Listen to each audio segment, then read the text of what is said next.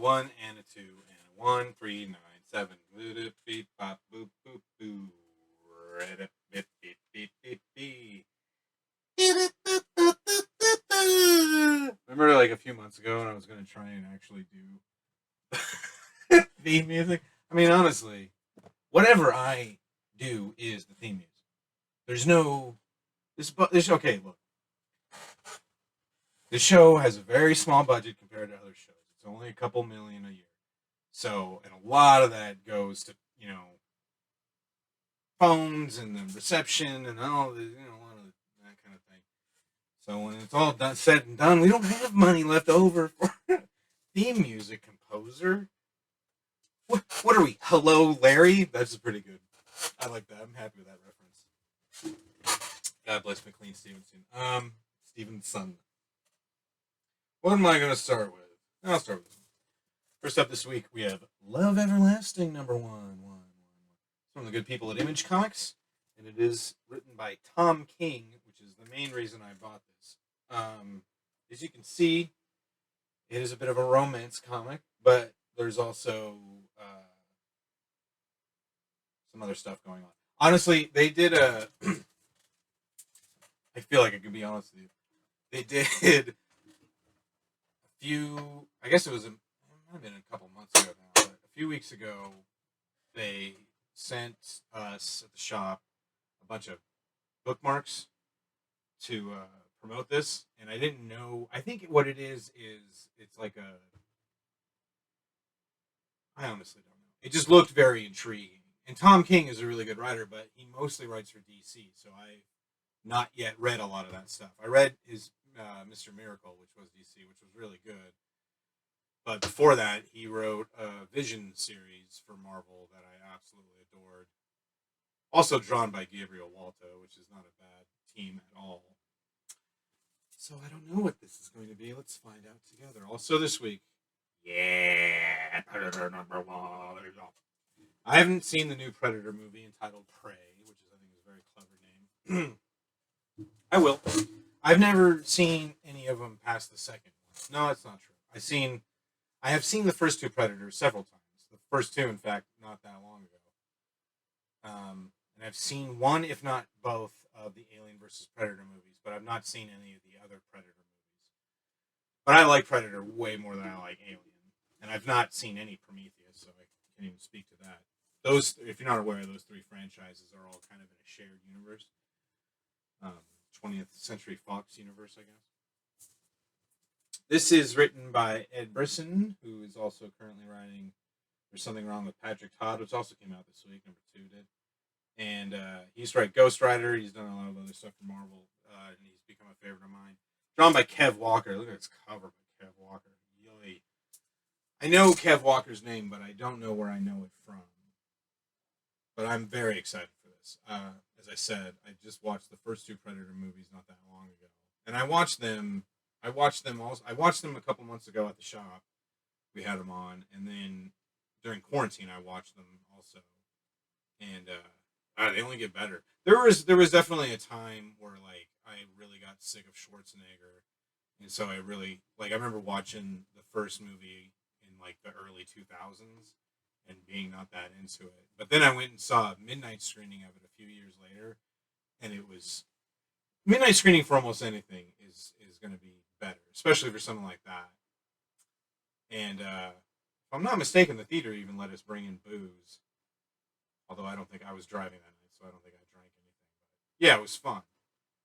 And that's the thing I think about Predator is that with any comparable, action sci-fi franchise like the RoboCop series or the Alien movies, or what else is in that vein? That's all I can think of right now. 80s action sci-fi. I think Predator is absolutely number one, despite Schwarzenegger, who I still think is a terrible actor and shouldn't really be on screen. Everybody else in that movie, though, is incredible. You will never hear me say a crossword about Carl Weathers. We're both Aztecs, go San Diego State.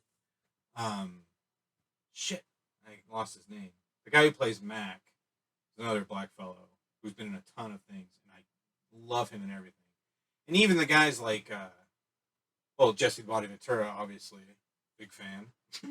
Especially at the time when that came out in '87, he was still just a wrestler to me. Everybody in that movie is great. I don't know what this is gonna. This is not the first Predator comic they've done by any stretch. This is the first one that Marvel's done, though. Predator comics used to be all published by Dark Horse. Like, I don't think anybody. This is the first non-Dark Horse Predator comic ever published. But Dark Horse has lost a lot of their licenses over the last few years. I don't know that they need it. I think I've mentioned this before. I think Dark Horse took a beating when they lost Star Wars, but that was like 8 years ago, and they're still around. So I don't think losing anymore. And since Disney bought Fox, now that's why they started publishing Alien and now Predator. We'll see if they do a Prometheus. There've been a few Prometheus books. I'd like to watch that movie just to have done it. I also want to watch the Alien movie with Danny McBride in it, but that's neither here nor there. But Predator comics, like Alien comics, are always great. I've not read a Predator comic that I didn't enjoy, so that'll be fun. And then also this week, which I may not get to because, well, I'll talk about that, is Black Sad. They All Fall Down Part 1. It's a little skinny, especially for $20 hardcover. One of the absolute best comic books of this century, for sure. The reason it might for one thing, I didn't want to I almost was going to read it yesterday, but look how I would have finished it in half an hour, and I don't want to. I have here in my hot little hands the other 3 previous Black Sad books that I want to revisit because it's been about 7 years since I've read them. That's how long it's been. So Black Sad is done by Juan Diaz-Canales and Juanjo Guarnido. I can never pronounce any of these names. They are Spanish fellows, as you may have noticed. They are Spanish comics. They're originally, I believe, in Spanish, if not French. And but yeah, they were translated into English and brought over here, and they're just absolutely incredible. I don't want to spoil. Well, I guess I can just do this. They are sort of like funny animals, but they're not funny. All the characters are anthropomorphic, and it's a private eye story. Black Sad is just a private eye, and so they're full on, you know, crime noir stories, but just told with animals. And the Juanito's art is just incredible. The best way I've ever been able to describe it is post Disney, like after Walt died around, I guess that was 55, right? Was it? Yeah. No, that's when Disneyland opened. I think Walt died in 1960. Yeah, that sounds better. He died in the early 60s, right before Jungle Book came out. And that's my era. Like when I was a little boy in the early 80s, mid 80s, all that late 60s, early 70s Disney stuff was, especially once home video became a thing and the Disney Channel also became a thing. That was the bulk. That was like the more recent stuff that they were showing. And so it's very much, and to me as an adult, it looks better because it's still pen and ink and paint, and it's gorgeous. And so it's like that era. Robin Hood is my favorite Disney movie, and that's more like mid '70s. But that era of Disney art is my absolute favorite because it's still a little dirty. Still, I should say, like when Disney started with their animation department in the '20s into the '30s, especially with Snow White and stuff like that, they were, revered as being like, and Disney, to his credit, Nazi sympathies aside, to his credit, knew how to make good cartoons and make them so that that cartoon doesn't even feel like the right word, animated feature they started calling it. And so that was the standard they kept up, I think, into the '60s. But I feel like around in the '60s, they obviously the times are changing, film looked different, and it just, I don't know, there was like this real, the '60s and '70s Disney, there's this real earthiness to it. I can't think of another way to describe it.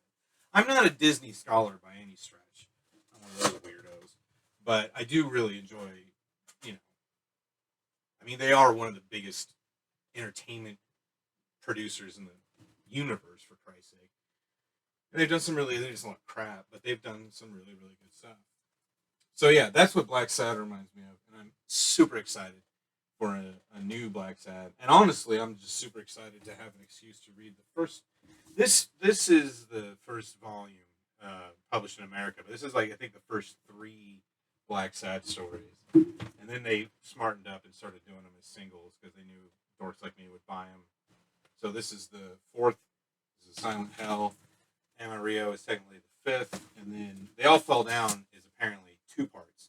I think the second part is already out in Europe, which means that the English version can't be too far behind. And then I think they're, from what I was reading, which wasn't a whole lot, they're doing another story in two parts, and then I think they're calling it there, which I think is a good idea. Not because I don't want more of them, but because I always think it's a good idea to kind of just knock it off after a while. Unlike a dickhead who does the same video every week. I mean, years now. All right, last week, I'm still extremely behind. I'm like fucking 3 weeks behind. I want to say maybe 4. You can't see it from here, but there is a stack of comics over there. Choke a camel. Don't you dare feed my comic books to a camel or any comic books to any animal. What are you with? Monster? I've been keeping up on the picks, which is why I tend to favor books that aren't tied into something else right now because I don't want to spoil anything. But I think that happens to me every now and again. I just get to a point, like on my birthday, which was 10 days ago, I had the whole day to read comics, and I did read a chunk, but I don't think I even finished a week's worth. Sometimes I just get to a point where I'm like, I'm gonna go do something else, even though I don't get much reading time. I am going out of town this weekend, so hopefully when I get home, I should be home Sunday, like late afternoon, early evening. Maybe I can get some reading in then, although probably not. And then next weekend, I'll have to myself a little bit more, so I should be able to catch up then, which means I'll have another week's worth to read. Oh, buddy. Poor me. Anyway, yeah. We'll start with this one, Golden Rage #1. I actually just read this morning. This is really fun. Really, really good stuff. We don't know what the hell is really happening yet. We have our main character who shows up on this island where elderly women are beating each other to death. Sold. One of them kind of rescues her, sweeps her away from all of this violence and into her living quarters with 2 other elderly women. And there's, it's good because they're only kind of parsing out what we know, but it's kind of like a Lord of the Flies situation / Battle Royale, but instead of young people, it's old broads. And it's fun. Yeah, I'm looking forward to more. But I don't have much more to say beyond that. This was a real. I didn't see this one coming out. This is Sacrament #1. I bought it, of course, because it was written by Peter Milligan. What a premise. I mean, so far the story is great, but honestly, it could have been a little worse even, and I would have been like, who cares? This premise is solid. It's the far-flung future, space exploration. I think it's a very alien type vibe. It's very dark, horrible. And our main character is a priest, and it's really just about Catholicism in space, and it's so good. I'm not Catholic. I'm not even religious. Wasn't raised that way or anything. But if you're gonna have a sci-fi religious thing, so yeah, he has to. Oh boy, it's very Exorcist in the future. He is an exorcist. He's also a drug addict, and a mystery has arisen. But yeah, what an idea! I don't see any of this. I read tons of science fiction, especially lately. Never really hear stories about you. Sometimes I mean, a lot of the time, I think you get, because science fiction is usually very, like a parable. So you get a thinly disguised version of earthly religions, but never just full on like, hey, I'm a priest in the future. What's that going to look like? And it's really cool. So yeah, I'm really looking forward to more of that. This was far and away the best thing I read last week. It's Survival Street #1. This was, as I was building it up last week, I think I was kind of, I don't know if I was making it clear, but I was definitely feeling this way, is that I'm always attracted to stuff like this, to whenever you take something, when I was young, I couldn't stand it. Whenever they would make fun of Mickey Mouse or Donald Duck in Mad Magazine, I would get very personally offended because I was very, especially at that age, was very protective of these sorts of things. As I got older, though, I really began to sort of enjoy that dark twist on things. But for the most part, a lot of the time, you know, I don't know if you ever saw the Peter Jackson movie Meet the Feebles. I don't know if I brought that up last week, but it's pretty good. It was one of his early movies, so from the mid '90s, I want to say, maybe early '90s. Well before Lord of the Rings or any of that. And it was basically about the Muppet Show, but all the Muppets were, off stage were drug addicts and sex addicts and all kinds of gambling and all sorts of other horrific vices. And so the simple juxtaposition of light children's fare with dark adult themes, that's attractive to me. But oftentimes, and I'm not necessarily saying Meet the Feebles is like this, but a lot of the time it feels like writers will do that and just kind of expect that, what's the word I'm looking for? Juxtaposition, I guess, that conflict to carry the whole story, and it just doesn't. The Melissa McCarthy, who I will never say a cross word about, but she's done some not very good movies. She did a movie where she played a detective and trying to solve a Muppet murder or something like that. And I don't know, I didn't see it, but it was in and out of theater so quickly, I can't imagine. This though was really well thought out, and it's a very thinly veiled uh, take on the state of the country today, but it's the future, the not too distant future. All public funding to like television, etc., has been cut, and so these puppets now have to survive on their own. But they're also like freedom fighters, they're rebels. So it's not just a wasteland, and then these puppets are doing. That's I think that might be it. Maybe now that's what I'm thinking it is. In all those other things that I talk about, you have a lot of puppets who are just plain evil. And again, that's where I think they're like, oh, if you make this puppet evil, that'll be fun. But it's like, all right, it's kind of thin gruel. This one, it's puppets in a post-apocalyptic future, but they're the heroes, so they're not evil. But I mean, they're badass and they're killing guys and stuff. But you're rooting for them because given the context, there is a bad puppet in this, but so far I think only the one. I don't know, man. I had a real good time with this. It was not what I was expecting. It's really more of a Mad Max thing, I think, than anything else. So, boy, I cannot wait for the rest of this. And, I mean, nothing ever says they're miniseries anymore. Well, the Sacrament is only 5 issues. AWA is actually really good about that. I feel like they might have the same thing as me, where it's like, if you're going to make it a miniseries, be upfront about it and get me all excited for an ongoing. And then, oh, it's only going to be 4 issues. They do that because I think, anyway, the theory is that if they make that clear up front that it's not an ongoing, people won't buy it, or they won't buy the first issue. They'll just wait for the trade. But I don't know.